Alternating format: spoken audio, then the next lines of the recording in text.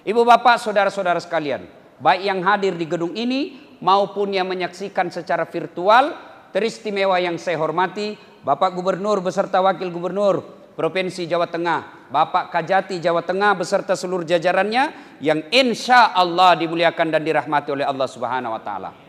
Pertama, kenapa kita selalu bersyukur?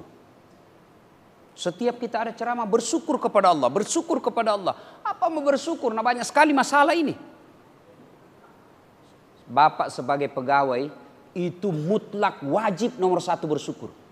ASN. Kenapa? Sampai detik ini tidak ada ASN yang dipecat gara-gara COVID.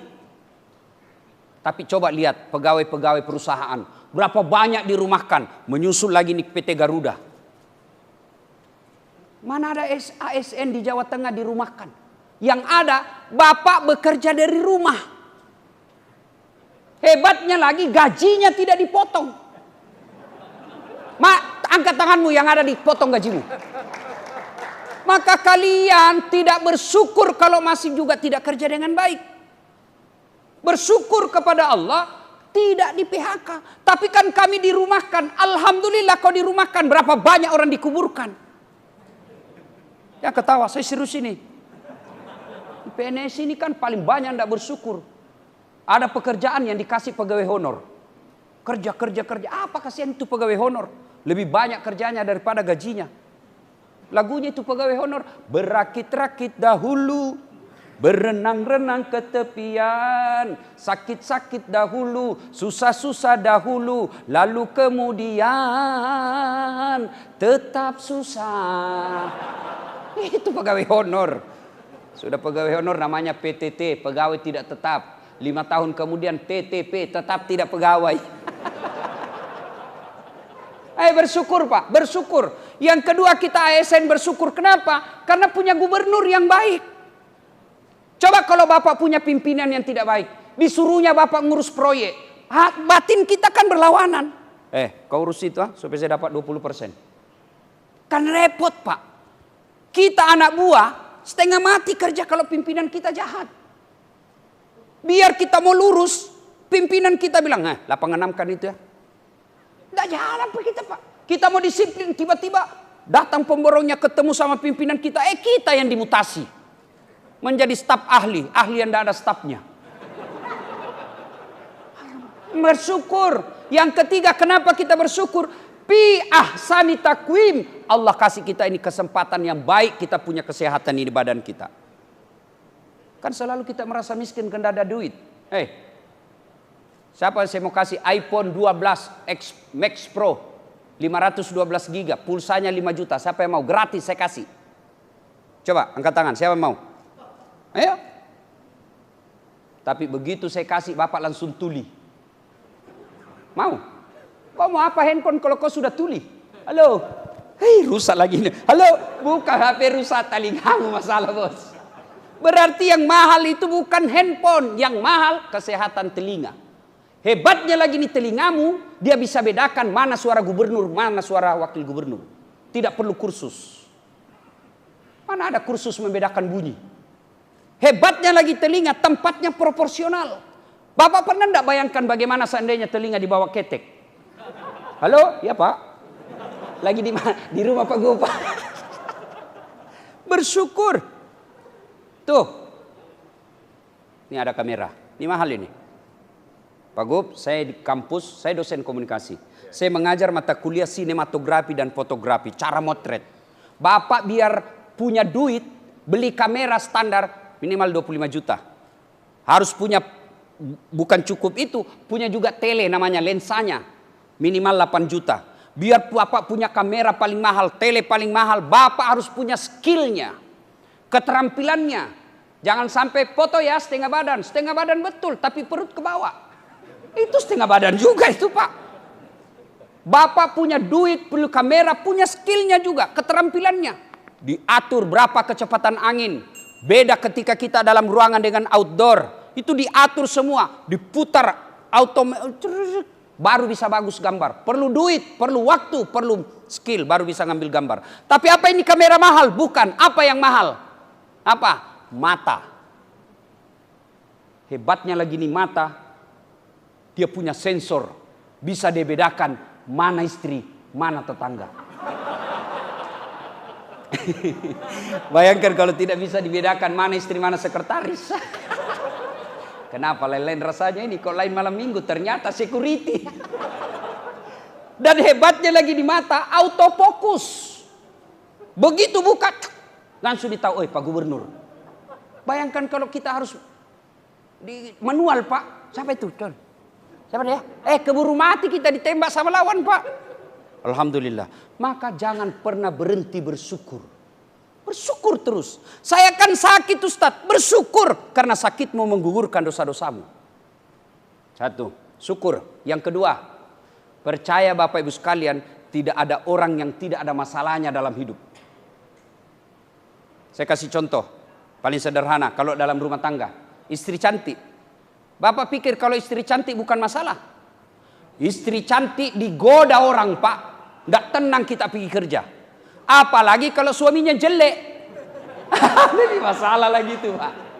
Berarti bagus kalau istri jelek. Istri jelek dihina orang, Pak. Kita lagi yang malu jalan sama dia. Duluan aja, Dek, ke pengantin. Nanti kita ketemu di gedung. Sudah sampai istrinya di gedung. Mana kau, Mas? Nggak jadi saya mencret, Dek. Istri cantik masalah, istri jelek masalah. Berarti bagus kalau tidak ada istri, Ustaz. Tidak ada istri juga masalah, Pak. Berarti bagus kalau banyak istri. Wah, jangan coba-coba, Pak. Ada istri masalah, tidak ada istri masalah, cantik istri masalah, jelek istri masalah. Saya kasih lagi contoh sederhana. Bapak semua pegawai. Apa masalah Bapak waktu mahasiswa? Mau sarjana. Sudah sarjana, selesai masalahnya, muncul masalah baru, mau jadi pegawai. Sudah jadi pegawai, selesai masalahnya, muncul masalah baru, mau jadi kepala bagian. Sudah jadi kepala bagian, selesai, mau jadi kepala dinas. Sudah jadi kepala dinas, muncul masalah baru, mau jadi sekda. Sudah jadi sekda, selesai masalahnya, mau jadi bupati. Sudah jadi bupati, selesai masalahnya, mau 2 periode. Apa? Sudah 2 periode, selesai masalahnya, mau jadi gubernur. Sudah jadi gubernur. Mana ada orang tidak ada masalahnya, Pak? Semua orang punya masalah. Sudah gubernur 2 periode, selesai masalahnya, ditangkap KPK. Tidak ada orang tidak ada masalahnya, Pak. Semua kita punya masalah.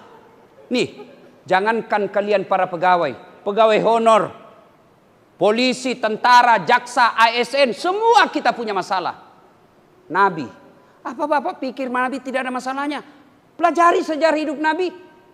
Masih dalam kandungan 6 bulan sudah wafat bapaknya, sudah yatim. Ada yang lahir tidak ada bapaknya di sini? Paling kita yatim piatu, itu pun sudah kerja. 4 tahun bersama ibunya. Ibu susunya pindah ke ibunya Khalimatus Sa'diyah, pindah ke Siti Aminah. 6 tahun wafat lagi ibunya. 6 tahun sudah yatim piatu. Pindah ke kakeknya, kakeknya lagi wafat. Pindah kakeknya, pamannya lagi. Dilantik menjadi nabi. Selesai masalahnya. Bukan cuma dibully, Pak. Pak Gub dibully di medsos. Kecil, men. Kecil. Ya wajarlah Pak Gubernur dibully. Namanya gubernur. Security aja dibully, Pak. Apalagi gubernur yang banyak prestasinya. Kalau dilihat bahaya. Wow, dicarikan, Pak. Biasalah itu. Jangan baper jadi pejabat. Pakai akal sehat. Bapak cuma gubernur yang kira-kira masih punya dosa. Nabi tidak punya dosa. Kekasih Allah. Yang namanya Allah selalu digandengkan dengan namanya Allah. Bukan lagi dibully, Pak. Diusir dari kampung halamannya. Bukan cuma diusir, diperangi, Pak. Siapa yang perangi? Bukan orang lain. Siapa? Pamannya sendiri, Abu Lahab. Saudaranya bapaknya itu. Jadi kecil, Pak, kalau ada masalah seperti itu. Jangan baper.